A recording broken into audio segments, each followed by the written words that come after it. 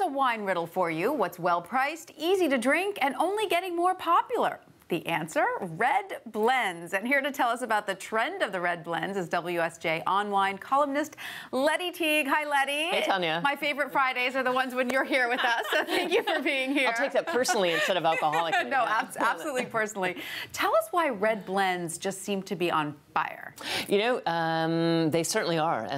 You know, it's an interesting phenomenon. According to Nielsen, who put together a study, you know, that revealed that the ever upward trend, but also the fact that people are switching from varietally designated wines like Cabernet Sauvignon and Merlot to red blends. Who is a typical customer? Is it a price-conscious customer? You know, I think that's got to be part of it, because you can see red blends like this one here, Shebang, costs $12. There are a lot of red blends in that $7 to $15 range. There are other red blends at more serious prices and more, you know, ambitious, right? But I think the big, you know, push in sales has come between that sort of $7 and $15, you know. And which region are the best red blends coming from? And which grapes go into these blends? Well, some of them will not even tell you. Yeah, right. Oh, they won't. And some of them, there's no, and then of course Ridge is the opposite of that. They'll tell you exactly what everything and is. The percentage, yes. Percentage, and they even have ingredient labels.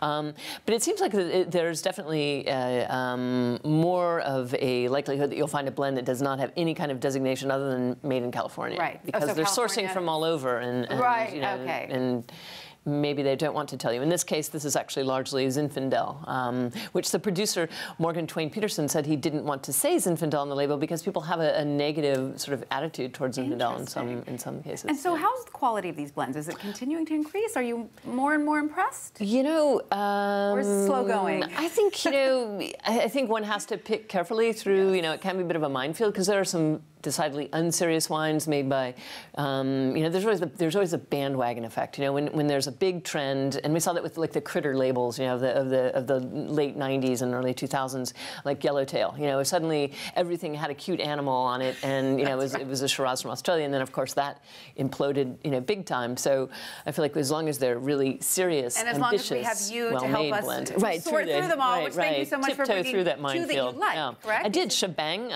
really terrific young winemaker Morgan Twain Peterson sourced some great Zinfandel and about 6 other grape varieties, and then of course the great Ridge Vineyards does their 3 valleys. It's a Sonoma bottling of, as you can see, exact percentages, but again also Zinfandel dominant blends. Well, so maybe we should give these a taste. Thank you so much. Right. Thank you so much, Lettie, for bringing these. Cheers.